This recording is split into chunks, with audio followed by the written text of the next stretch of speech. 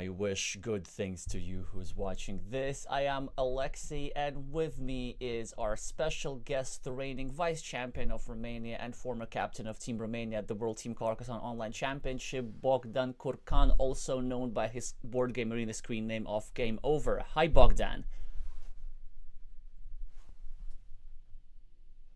Bogdan appears to be disconnected a little bit, but he will come back. There are now some storms in Europe. We're trying to persevere and still deliver you commentary of the Brazil Team Carcassonne Online Championship. Oh yeah, I can see motion on Bogdan's screen, so we might have guest commentary on and off, but we're trying to persist through the storms. Bogdan, can you say hello to our viewers? Let's see if you can hear us.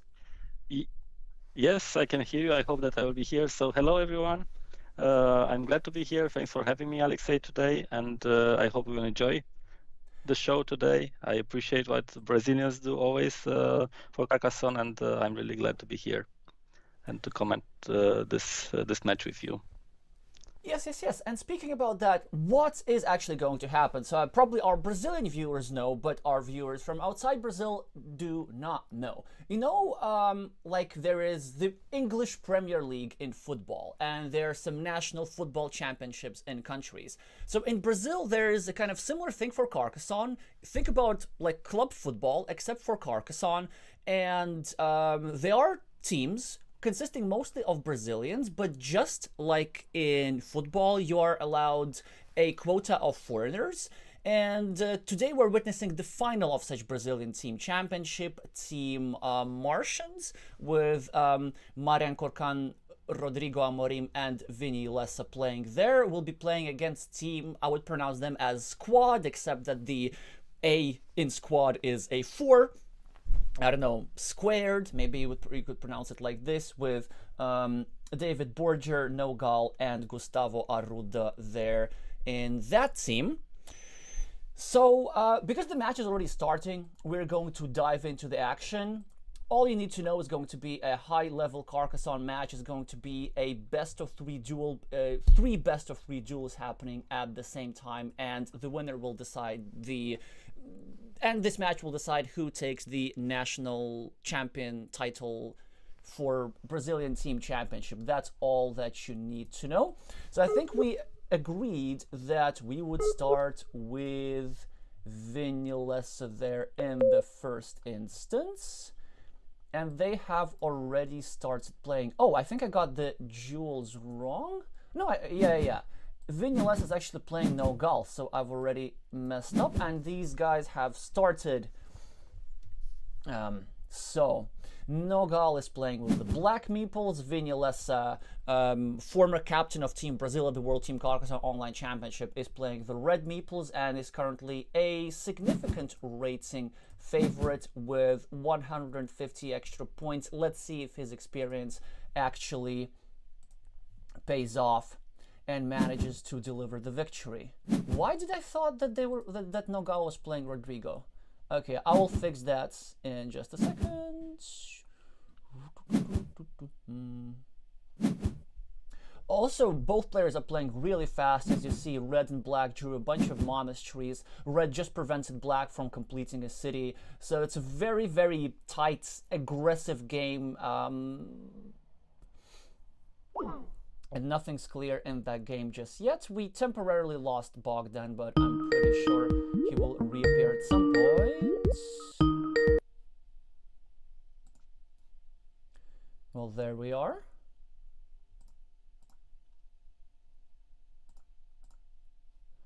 I'm back. I don't know if you heard me before, but yeah, I'm here. Okay, that's great. So what do you make sense of this position, Bogdan? Both players are playing really fast. As you see, many meeples have been tied down. Who do you think has the advantage here? Nogall with the black meeples or Vinny Lessa with the red ones? Okay, I saw that Nogall started with the 4 easy points with the starting tile. Then he started an 8-point city at least. Now attacks the monastery. So I think that the advantage is slightly to the black, but I see that red, they are playing really fast. I see that red also tries to catch up. Yeah, is it also on your screen? Because they are playing really, really fast, like blitzing the moves. Yes, yes, yes. I was. Well, actually, I'm not surprised about that. It's sort of Brazilians do tend to play quite fast, both in terms of the actual playing speed and both in terms of engaging in like big battles for big features fields Hmm. in particular. And as you see, I'm loving this 8-point road just manufactured by Nogall pretty much out of nowhere. Now, of course, he needs to take a decision whether he wants to finish his road. He decides that it's not time to do so just yet. He wants to first prevent Red from taking over this big city. Vinny Lessa is now trying to block Nogall's road, and now he's trying to take over Nogall city, and it looks like he will be successful because there's still 3 tiles that fit into that square. But Nogall says, you know what, you can take that city, I'm just going to start gathering compensation. And Vinny Lessa says, oh yeah, I'm going to draw the city tile on the very, very next tile. And with that, I think Red now has the advantage, at least on the scoreboard. But let's see if Black has something to counter. So, Bogdan, how do you evaluate Black's chances now after Red has completed this medium-sized city? It's equal, I would say. So Black still has this road, which is not yeah, contested by Red. 2 monasteries, one red, one black. Yeah, the shared city on the bottom. So I wouldn't say that Black is that bad. Now I see that there is a field growing on the left, and yeah, Black should immediately thinking of attacking it. I think Red will suffer because it has this 1-point meeple on the triple city, which will end maybe in a ruin later. But I think it will be a disadvantage for Red, and yeah, it will be a handicap, let's say, in the meeple count. But now I see that the road is restricted to the starting tile, and yeah, this would be, there are 2 left, I think. It will be, yeah, a challenge to, oh, already the starting tile in play. Yeah, so to summarize, I think it's equal, and Black should consider to play also for fields quite soon. But now that I think about it, there's, well, actually, yeah, it is quite urgent, because you know what Red could do? Red could drop a second farmer somewhere over here and score 12 points with this farmer and 12 points with the other farmer, so he could actually score twice for the same cities, and that would be just absolute disaster for Black. And it appears that this is happening. If Black does not take care of this part of the field before Red draws a city tile that fits into this square, Black will be in a very, very difficult situation. So Black should drop a farmer now, and he knows that. Yeah, so if Brazilians know something, it is how to play fields. And now this field does not look that dangerous. Okay, of course, Red will have this 12-point field over here, but what Black could do is maybe block this square over here and maybe get his meeple back from the road, get his monastery meeple back over here, and as a result, he will be enjoying this 6-point field versus this 6-point field by Red, and maybe he might even sneak in over here and tie this 12-point field by Red. So a lot of good things can happen from Black, and honestly, like long term, I actually really like Black's position, as you said, for a couple of reasons. One, well, there's this long road, which is likely to be finished with extra 3 points over here. And another thing is, like, this city's still live, and when it is finished, there are 6 points for the road plus 8 points for the city. This is extra boatload of points for the scoreboard. Yeah, agree. So the deciding feature here, I think it will be the field. I see that the field will be connected, so Red will enter also with the second meeple, the one from bottom right. So yeah, there are good chances that the fields will be connected in the end, and this will be decisive for the game.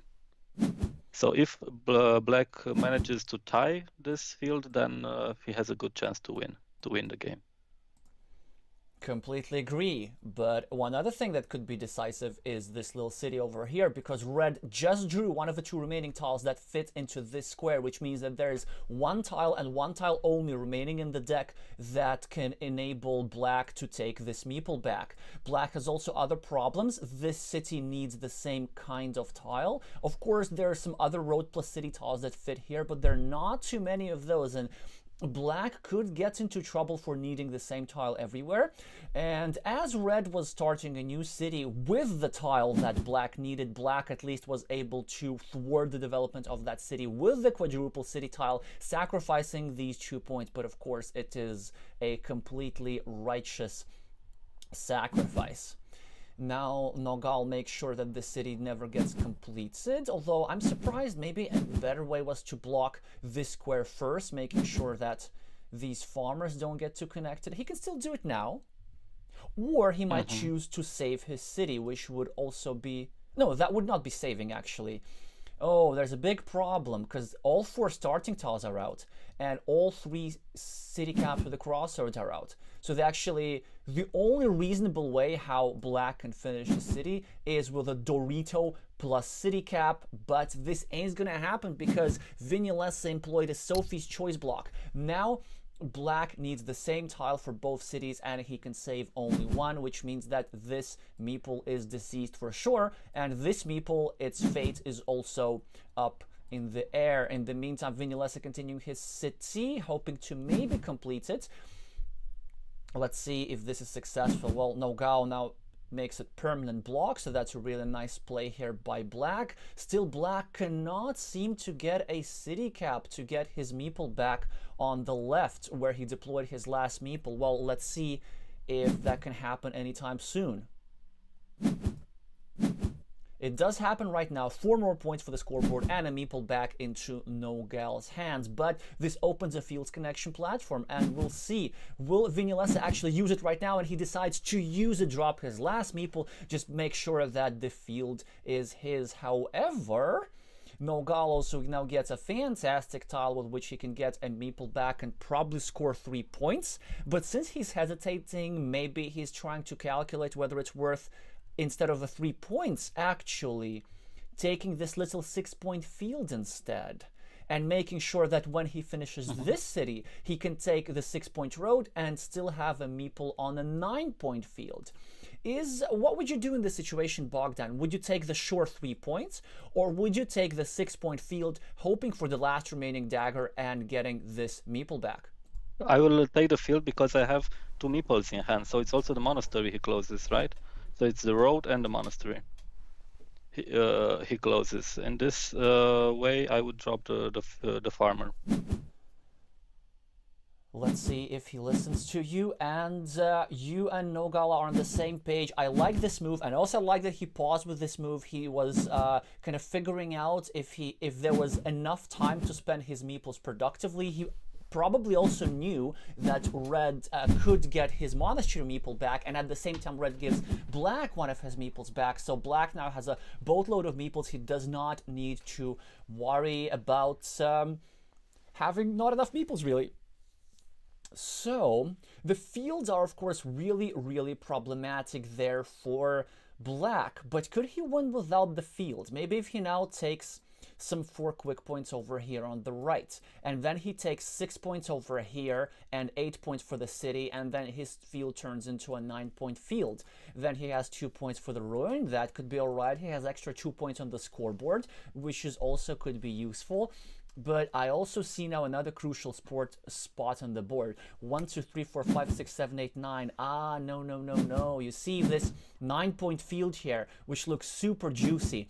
And it could look enticing to both players. However, there's no tile with which one could claim this field. So this 9-point field is out of the picture. Black is saying that he needs to fight for the field. So he drops what is effectively a 0-point farmer, completes a city instead of taking 4 points, drops a farmer, and he wants to connect over here, just to prevent red from, equalizing this field over here. So what we're going to see from Nogall probably is a move something like this, and definitely with the meeple on the city, because there's still a tile that fits into this square. Wherever black goes, in order to be efficient, he must place a meeple on a 2-point city. But will he do it? Yes, very precise play here by black. Let's see how it ends. And also black made sure that red is not able to freeload of these 9 points from black in this field. Well, and black gets the wrong kind of dagger. You see, it looks like the tile that he needs, but not quite. And he really wanted to get the dagger now. Well, that's interesting. The 2-point road. Why the 2-point road? Maybe he thought that... Oh, no, no, no, no, no, no. Oh, poor nogall. No, so, this move cost nogall 4 points. Was this meeple on the road a misclick? Was this meeple on the road perhaps a misperception that this was the last move on the game when it actually wasn't? Because black put two meeples, a meeple on this 2-point road,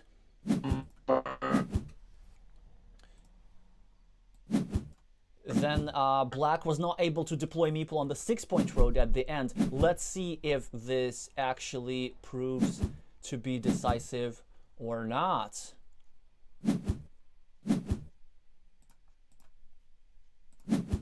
I'm not going to refresh.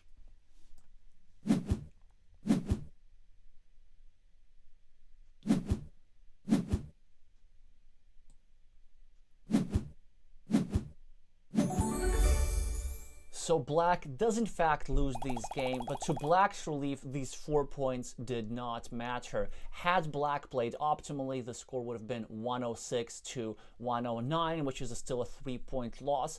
While Vinny Lessa proving his experience, managing to clinch the field early on and just hold on to them, not shying away from dropping the last meeple, proving why he was the captain of Brazil's national team at the World Championship. But nogall certainly gave Vinny a run for his money. We will be continuing with this duel, I think, unless there's a particular pairing that y'all would like to watch. Do let me know in the chat. I see we have an increasing number of viewers. Hi Guillermo, hi Naleheim, hi Vihe, hi Sergio. Well, I will just have a real quick look at other duels instead. So how is Rodrigo Amorim doing? Well, we played a friendly. Oh no, that wasn't a friendly. Actually, that was our semi-finals match, because I was also playing in the Brazilian Team Championships. Our team, Piratas de Carcassonne, we lost to the Martians in the semi-finals. So Rodrigo is still playing his first game against Gustavo Arruda. We presume that they're actually only 15. There are 15 tiles remaining, so these guys are significantly slower, or we should say more deliberate, you know, trying to make their most optimal move. So we're just gonna have a quick look at what's happening over here. So dead equal on the scoreboard, 1 meeple in hand. Gustavo has a significant time advantage, 5 minutes over 4.5, and it's Rodrigo's turn, and his time is ticking down, and he decides to fight for a huge city. He wants to make sure that this feature is decisive, and I like this move because look at this. This city has already like 20 points in it probably, and there are 3 Dorito tiles that fit over here. However, Gustavo is now about to block, and Rodrigo now is in a very, very tricky situation. So he decides that he needs to defend this square. But by defending this square, he makes sure that there is at least 1 tile that fits here. The problem is that there is only 1 tile that fits here. So this really means that the situation is such that we're 50-50 for the game here. If red gets this tile, I would presume that red wins because the city is huge. But if red does not get this tile, well, he probably does not win. And now what should Gustavo do? This is a very interesting situation. So Gustavo could consider just connecting his meeple over here and having and tying this city. And with that, he would hope that red does not get this tile and that red ends up trapped with 1 point meeple. However, if blue does this, red then will get this tile, and then not only would red win the big ruin, red will also complete the city for like 40 something points, and this will for sure be decisive. And blue might be thinking, you know, like blue's situation is not that bad because blue has the monastery over here and the monastery over here, and blue has the majority on this field. 1, 2, 3, 4, 5. Juicy field. 6. So blue. 6. There is also the 8 point on the right, the 8 point city. Yeah, I'm going to turn Bogdan just right back on because we are now back. How's the storm? Wait a second. Wait a It's second. it's awful. So it's very weak. My internet connection yeah, suffers. So I was saying that the field has 6 cities because there is one on the very right. Can All you see it? right, because this field is so big that I didn't even notice this city on the right. Yeah. Honestly, yeah, so I absolutely loving this move by Gustavo. He's saying it's a kind of waiting move. He does not put a meeple here. He says, you know what? If I get this power tile, if I get this cow tile, as Brazilians call it affectionately, then I can get to equalize the city, but if you get the tile, sure, you get to win the ruin, but I get a monetary meeple back, and at least I make sure that you don't complete the city. This was just a complete masterful move by Blue, and I have to say, overall, like Gustavo Arruda it has been a great 2023 year for him. He's also on the national team in the World Team Carcassonne Online Championship, just like Rodrigo is, but he had really strong performances. He's like very deep thinking about the game, and with moves like these, he is showing that. So let's see how he uses this crossroads. He might score 2 points. He might maybe use this crossroads to protect the square. He decides to do both. He decides to take 2 points at the top and also to indirectly restrict this square, which Rodrigo could have used for blocking. And now Rodrigo, of course, has no choice. Rodrigo has to go over here just to grab the points. And as a result, Blue will have a meeple, but of course, it's still not a reason not to go here. Red just has to do it. And I have a feeling that Red's ruin will not be enough. It will be like roughly 20 points, but the 20 points roughly equal what the field is. The roads equals this monastery. The field kind of equals this monastery, but Gustavo has 4 points on the scoreboard, and he's gonna have 2 meeples in hand. This should be enough to just simply outscore Red by taking, like, I don't know, a 4-point road over here, a 5-point city over here, depending on which tiles Blue draws, and this should take care of it.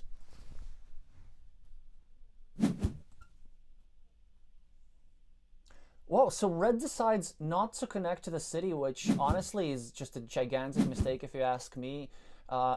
It's not like the Red could have won the game, but, you know, if you you take the 18 points when you can take the 18 points. Oh, he does not. The red city. Yeah, but it's the red city anyway, so it's 2 versus 1. Oh, obviously, yeah. So it's a gigantic mistake by the commentator, not by the not by the player. So this move, that's actually interesting. So this move would have given Red a couple of extra points. It would have given him 4 points, but it would have given a point for Blue and a meeple back. And a meeple back. So actually, yeah, Red was being really precise here. He decided that a meeple is worth more than these 3 points, which is correct. So had Red listened to me, Red would have gained 1 fewer point overall on the scoreboard. Let's see if that point is going to be decisive. I don't think so. It does seem that Blue will be taking it down, but let's wait for just a minute. Yeah, that 6-point city at the top is just too much to deal with. And the 18-point field, well, beautifully played by Gustavo. The game-winning move, of course, was this one. As you see, Red drew the tile, but Red did not place it here because this would not be completing the city. Just a beautiful, beautiful end game over here by Gustavo. And this is looking good for Team Squad, at least for now. So let's have a look at how Marian is doing.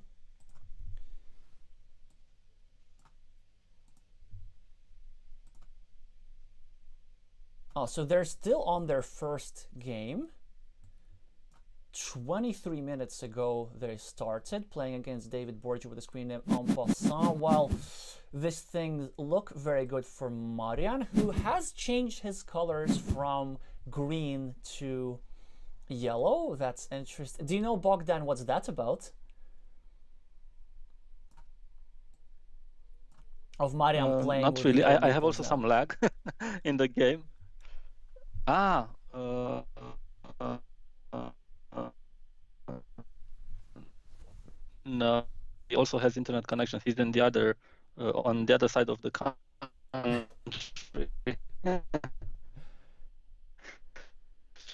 All right, so he could also have issues. So is the storm, is that like in the entire Romania, or is that in just only certain places? Yes, yeah. No, it's almost on the entire Romania. There are, I know, red code, orange code, and stuff like that for the weather. Yeah, also snow. Good. So, you asked me about the play of Marian, but I didn't see the move actually. Oh, actually, I didn't What ask was you the about move? the move. I asked you about the fact that Marian is now Okay. using yellow meeples instead of his trademark green Ah. meeples as before. I don't know. I don't know what happened. Yeah. Well, He's certainly not it's a usually welcome playing sight for yellow, yeah. me, because I use yellow meeples Mm-hmm. myself. Well, it does look like Marian with the yellow meeples will be taking this down. There's like a lot of yellow stuff on the board. Well, red is controlling this field, so I'm not sure. It's maybe going to be a little bit close, but let's see if David Yeah, here is it's going only to have a 15. respectable Yeah. score. Mm-hmm. It's of It's only only 15 15 points for, yeah. Yeah, I don't think it will be enough. So Marian just grabbed the easy points in the end, the road and the city. There was this unfortunate last tile. If they drew it vice versa, then Marian would have closed the city. But yeah, I think it's enough for him.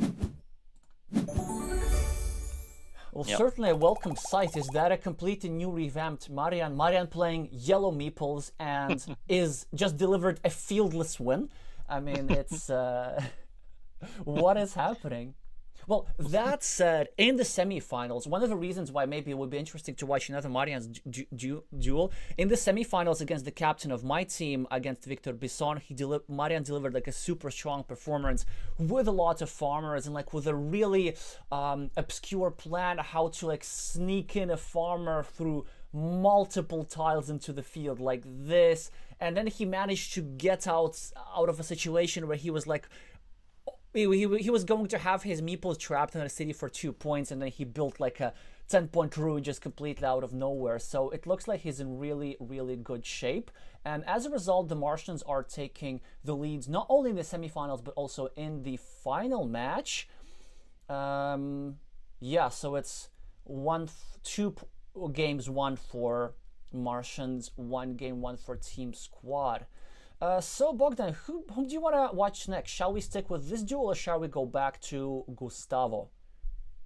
Let's go back to Gustavo. I think Marian plays slower than Gustavo, and yeah, Vinny Lessa finished the second game anyway, so it's 2-0 there. So let's go to Gustavo, and afterwards, yeah, we will have time for Marian. All right, so there's already one big match point for the Martians. So definitely. It will be now actually really hard for Team Squad to come back, but let's see if they manage. So 4 minutes ago the game have started, and I assume that with the speed of these players, 2 moves will have been made on the board. No, a little bit more than that.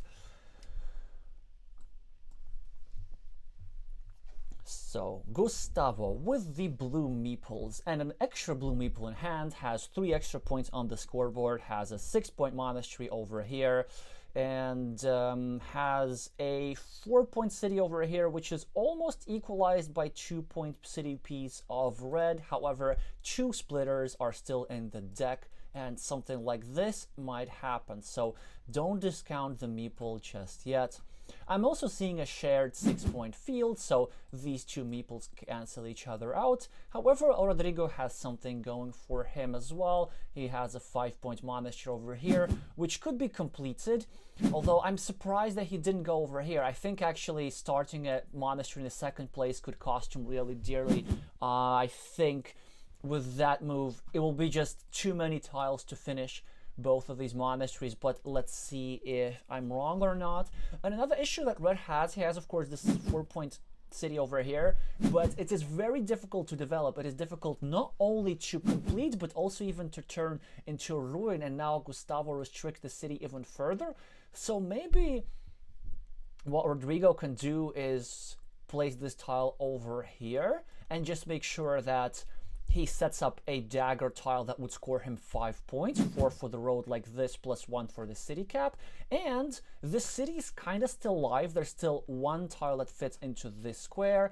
Of course, Gustavo will make sure that the city does not stay live for too long, but not with this move. He first wants to start restricting both monasteries indirectly. In the meantime, Rodrigo finishes a 6-point city, gets a lead on the scoreboard, starts a new city. So Gustavo has now an interesting choice, either to finish his monastery and claim this beautiful road over here, or to take care of the block first and finish this monastery later. And honestly, I really like this choice because he is making sure that the city will not grow beyond 6 or 7 points, and then he almost guaranteed to draw a tile either here or over here and make sure that either this square or this square is completely blocked. So it does seem that Rodrigo is not going to see his meeple back anytime soon.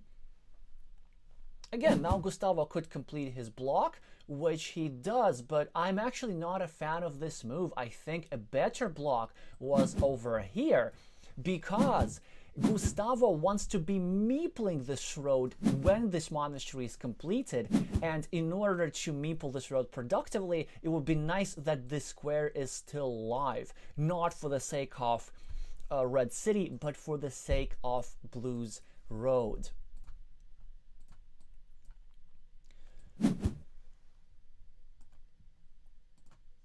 But it does seem that in this game, Blue is betting heavily on blocking. He wants to exploit his temporary meeple advantage. He wants to exploit the fact that Red has disjointed monasteries. So he just made sure that Red takes some extra time to finish this city. And maybe even Red's meeple doesn't get to see the light of day. Well, let's see if that's the case. Red is 1 tile away from finishing his city, but Gustavo just in time draws a city tile to connect over here. He's only thinking from which side to connect. And he's actually being precise. He's making sure that there are fewer tiles that Red can use for reconnection, so that's very nice. Red is scoring 3 points, 2 for the road and 1 for this monastery points, and maybe one of these monasteries will get completed, so don't discount Red from this game just yet. And technically Red is ahead on the scoreboard. Yeah, but with not so much, and you are right. So by placing that monastery very up on the board, yeah, it's a bad meeple management, let's say, for Red. So he will fight for completing the monasteries now, which are disconnected. Red will suffer this game, I would say, due to this meeple disadvantage. And honestly, it does seem in many scenarios Red does not finish either of these monasteries actually. And Agree. Red almost never finishes both of them. Mm-hmm. It's not because they're in a particular dangerous spot or anything, but because you need 6 more moves to do that. It's like, it's almost half of the game actually, 6 moves, it's 12 tiles. So yeah, but let's see how if Red manages to get out of it. Also a crucial tile here for Gustavo. He gets a city splitter, and which means that Red can no longer separate from here. Mm-hmm. So this will remain shared, and honestly, like, Blue does not even need to worry about connecting these cities. Blue just needs to make sure that the city does not get completed. This objective has been accomplished, and Rodrigo now makes another move, which actually I'm not a fan of. I mean, it's okay, but I think a better move is just to simply take 4 points over here for the road, and maybe hope to take this tile later. I see his logic. I think he wants to create a blocking platform against blue, but the problem is that he's pre-building this huge road. And who do you think is going to take this road? It's going to be blue. Blue, when he meeples this curve, when finishing his monastery, he's going to get another curve, and bam, bam, he's going to get like 12 points for the road for the price of just 1 meeple. Moreover, this field would grow as a result, and you know what's going to happen? Gustavo's going to finish his city, drop a farmer, and eat up this whole plan. And Red sniffed it out, and just in time, Red managed to prevent Blue from doing just the thing that I said. Honestly, in these games, like when you are at a meeple disadvantage, what you need to make sure you're just trying to outlast your opponent. You're just trying to make sure that please, please, please let the game end as soon as possible. Just like really trying to speed events up and prevent your opponent from finishing features. And maybe this would be the chance of Red just to stall. However, Gustavo now gets 4 points on the scoreboard and a meeple back. Rodrigo's probably going to continue his monastery, and with that same move, introduce some variance into the game. Maybe if somebody draws a city cap plus another city cap, that would be like 14 extra points for whoever dares doing so. Interesting decision for Gustavo here. He could either take 3 points on the left, or he could just take 2 points over here, but make sure that this city is not finished. And he said, you know what, I don't mind some variance. I'd rather just take 3 points. And the reason for that is with a couple of Dorito tiles, Blue can eat this little city piece over here. So it's always nice to do. But for Rodrigo, exactly, he places his last meeple. This is exactly the kind of variance that he was looking for, and he's just hoping for a city cap, and with that, I think Red will be just back in the game and probably with an advantage.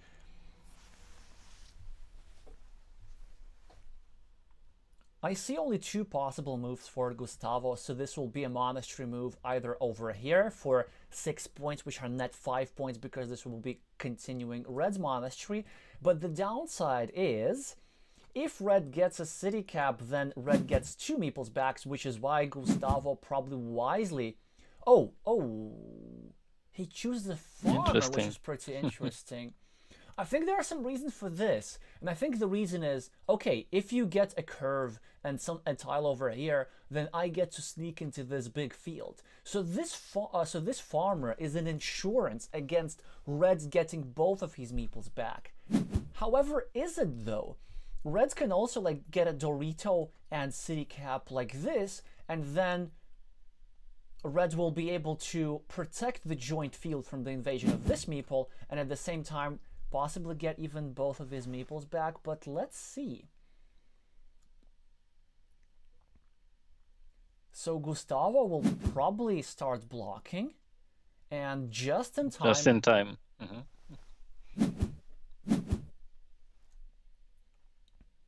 So then Rodrigo chooses to finish the shared city instead, just to have some meeples to play with. Still, this needs to be taken care of, and I believe there is still at least 1 tile that can get the job done for Red. Well, exactly 1 tile, actually. That's the city cap with a crossroads. So which is why I think, does Rodrigo go here now? But then if he does go here, this will accidentally introduce this meeple into the shared field. And now you can see the idea of this move. That was really, really sneaky. So probably as Rodrigo, maybe you just go over here somehow, or over here, like preventing Blue from finishing his monastery and taking a road, something like this.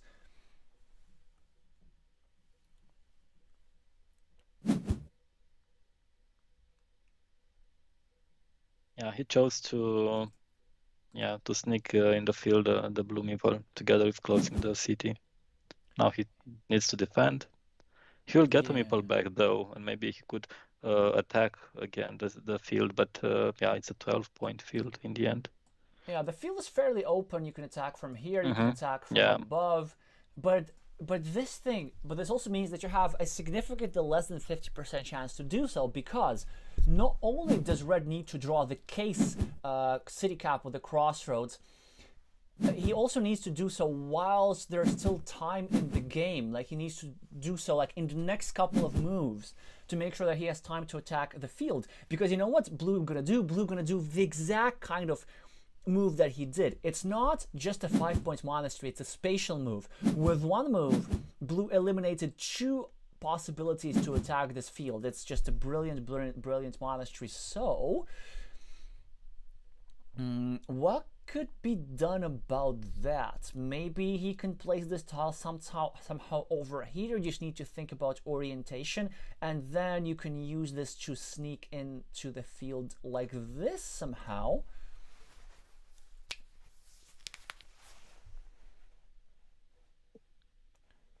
yeah, Also, but the field. Yeah, sorry. Yeah, no, continue. another thing that I'm thinking, it's not like red really needs to finish this city. Like, if red draws this tile, red probably goes over here and scores 4 points. Because red is still ahead on the scoreboard. Red has these extra 6 points, which equal these 6 points.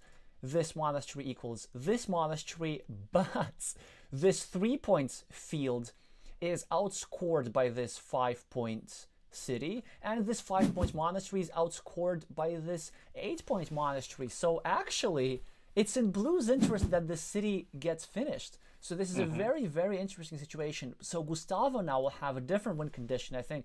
As Gustavo, you go over here and say, you know what, if I draw the tile, I don't care about the field, I care about this city getting finished, and I think that he should try create that threat. Yeah. This is exactly what he does, which means that Rodrigo is probably forced to spend a move on doing something like this precisely. And Gustavo now can just keep scoring a couple of points here, a couple of points here. Or does he already say, oh, no, he can go also Take the here road as well? Yeah, but this will give red a meeple back. But honestly, maybe it's not such a big problem. But also, yeah, his meeple will go back in hand for the monastery. So yeah. Yeah, so Not it's a net 7-point move. I mean, it's probably something that he would need to play. It's definitely worth the investment of a meeple. I might think it's maybe worth taking the 6-point field instead of the 7-point road, just to make sure that red cannot use his farmer to go over here. But let's just wait and see what he does. Both players have enough time on the clock. Gustavo has 5 minutes and Rodrigo has almost 7.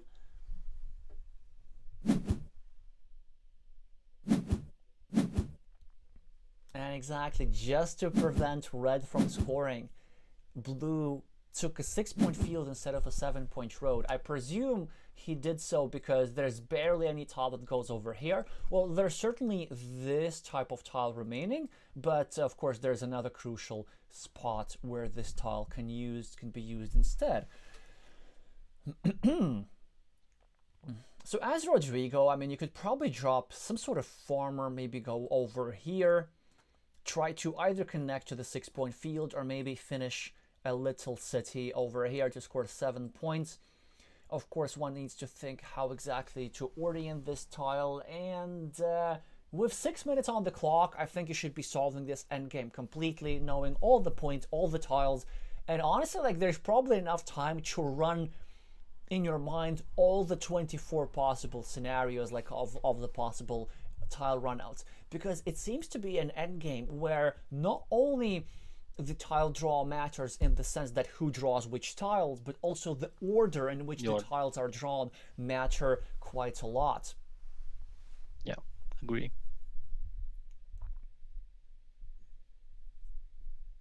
Well, I see also some interesting possible win conditions for Gustavo.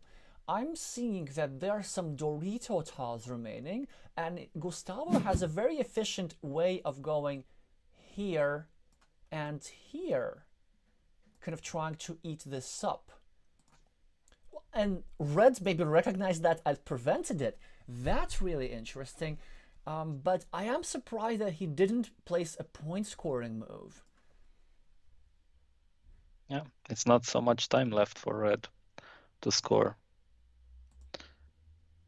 Maybe it's time for it's time for blue to take the road, the 6-point road. This one? Not to, why not? Not to leave it for the opponent. I don't know how many Doritos with road are there still. One. I didn't one. Okay, then yeah. Oh, so he could take this road instead. Yeah. Honestly, then, I think then instead of this move that red played, a better move was to go over here and drop a farmer. Oh, a monastery with the road. Well, that is huge. So he gets 7 points. I think I may have messed up the tiles. Ah, yeah, there were no Doritos with the road. Okay, never mind me. So the last remaining tile should be the crucial tile, which will be drawn by Rodrigo. And this should take care of Rodrigo's game, actually. So, I mean, the best thing that Gustavo can do is probably go over here.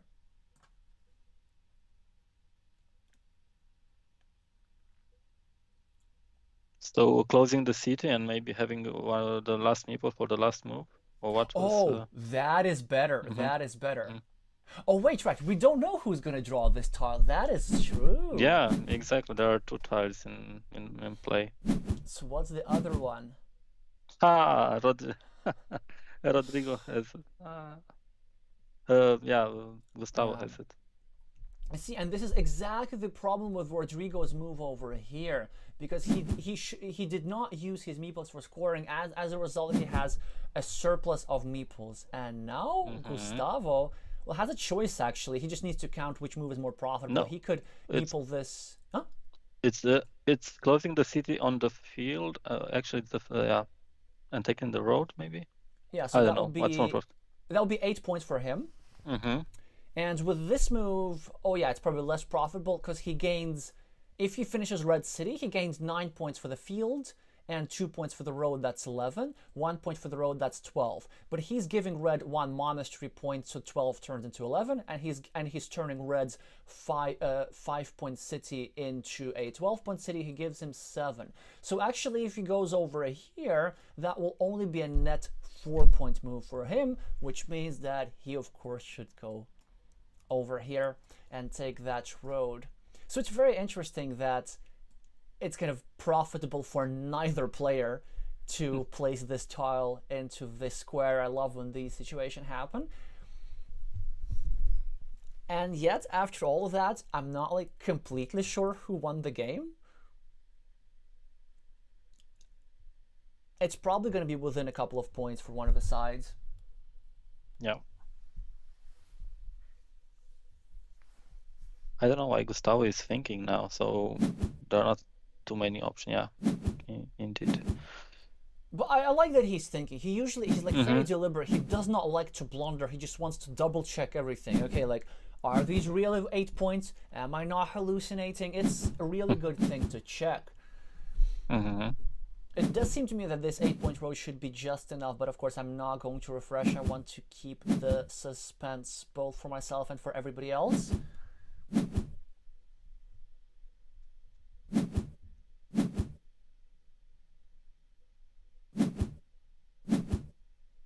Gustavo's gonna edge it out with like 2 points.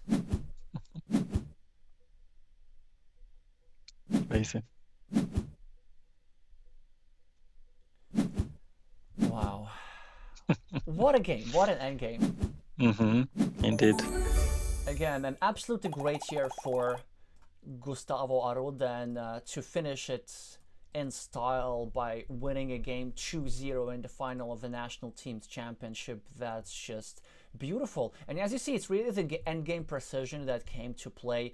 it does seem to me that maybe this move over here by Rodrigo was a bit hasty, just dumping the city cap into a shared city, and this allowed Gustavo to get a meeple back. Make sure that Rodrigo cannot use the extra meeple productively, because Rodrigo ended up with a meeple surplus, and it's exactly that extra meeple that he managed to put on the 8-point road at the end, exactly what made the difference for blue.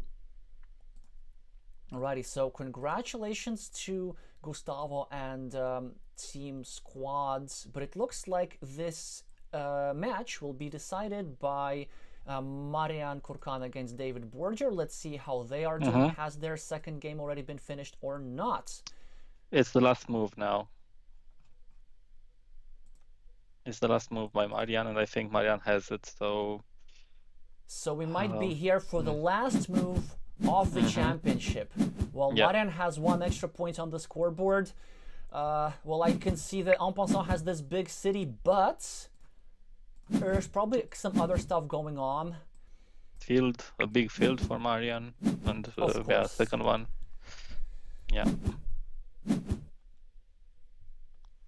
I watched a bit, and yeah, his opponent tried to get the meeple on the field with the last curve, but yeah, Marian just had the crossroad in hand, and that was it. All right, you're talking about this yeah, ninja farmer over here. Exactly. It was not enough though, so yeah, so it means that Marian actually did have control of the game, and with that, that was the last move of the championship. With the yellow meeples, Marian managed to deliver the match point for the team that presumably was named after him. And for the first time, the team Carcassonne, the Brazilian Carcassonne Team Championship has been won by a team which is technically not even from this planet. So congratulations to Team Martians, and congratulations to Team Squad for an overall really strong performance. I think this is also the first finals for them. But this is not all, because there's still the bronze match ahead. Tomorrow, we're playing it at 9 p.m. Brazilian time, or midnight Brazilian time. This will be Team Piratas de Carcassonne, in which I am, against Team Covil. I will be playing against Alcides Jr., a very strong Brazilian expert. So hopefully y'all be able to watch that. I'm going to think if I'm gonna stream that. I'm not sure if I can handle both playing and thinking at the same time, but in case I do, I will make a surprise announcement on my community tab like a couple of hours before the event. So stay tuned if you want to stay tuned. If you want to see streams like this more often, then make sure to subscribe and meeple the like button so that the algorithm keeps recommending these stuff to you and to others. And of course, a couple of hours from now, actually exactly 2 hours and 9 minutes from now, for those of you who are interested in the game of Azul, I'm having another stream. I'm having my monthly Azul against subscribers stream, so everybody is welcome and to come and play me and try to take away some of my elo. Alrighty, let me update the score. We see congratulations to Martians in the chat from Nico and Elias.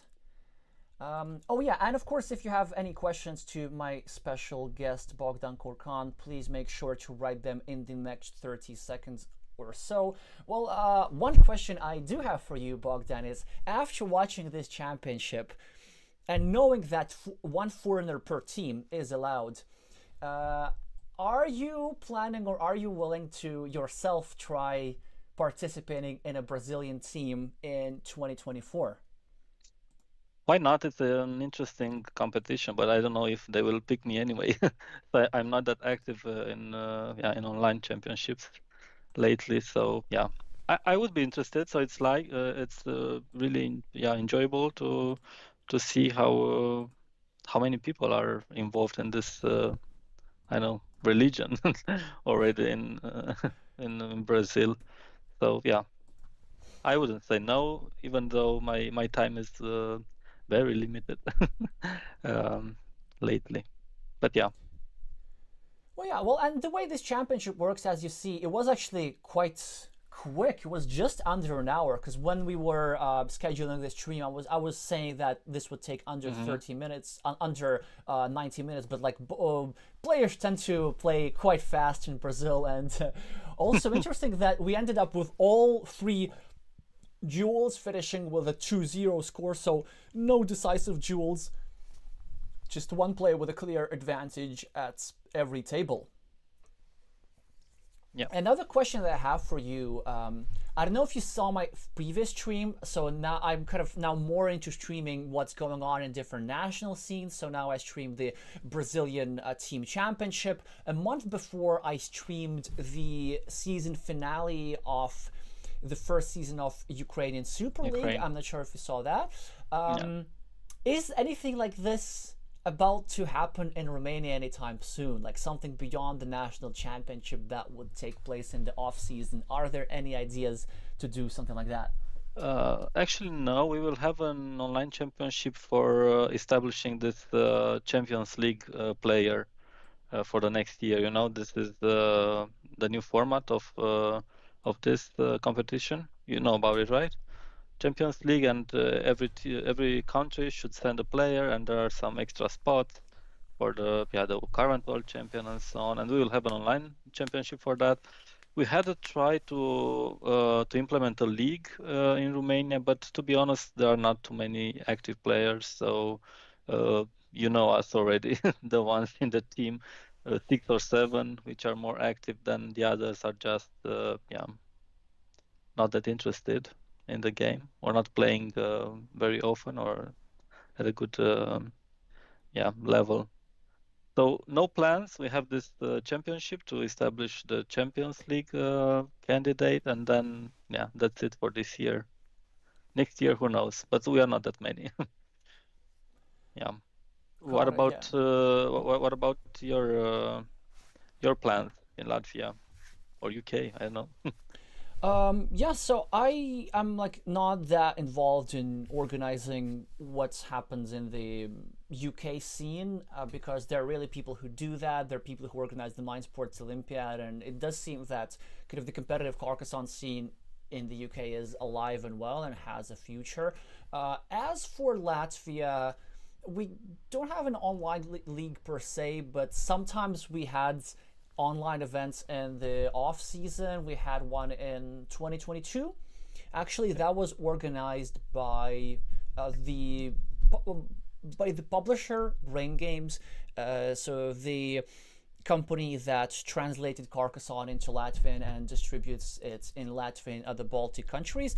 And honestly, it does seem like at least that part of the Carcassonne competitive scene in Latvia is in good hands, because these guys from the team, including like the CEO himself, they actually know how to play Carcassonne pretty decently.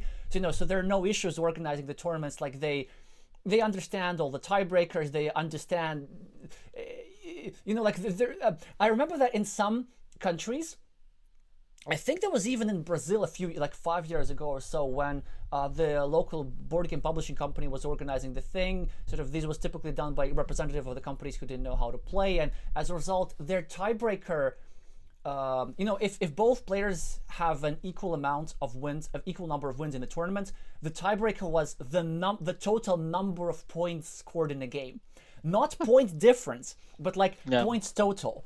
So then like winning 150 against 149 was better than winning 100 against 60 or something like this. So, but just because obviously, but now that Carcassonne Brazil exists and there are more expert players, now that I think about it, probably Brazil has more expert players than any country, like literally any country, even Japan.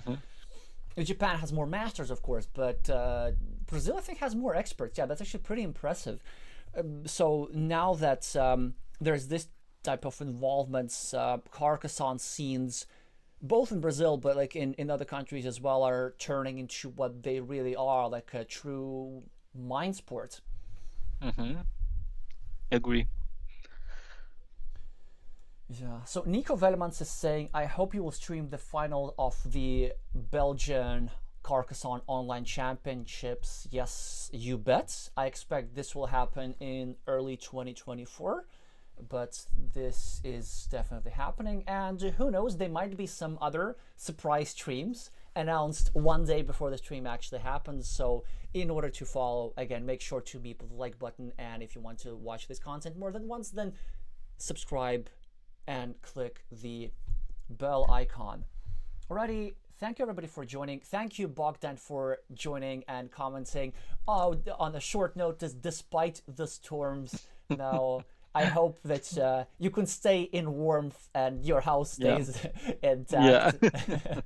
Yeah, I hope so also. Yeah, so sorry for the technical issues today. I did not foresee them, so I hope that next time I will, have a plan B or so. Yeah. Sorry for that. But yeah, you are amazing, so it's fine. Our back was covered. Alrighty. Good. Then that is going to be it. Congratulations again to Team Martians. Thank you everybody so much for watching, and I'm gonna see you soon.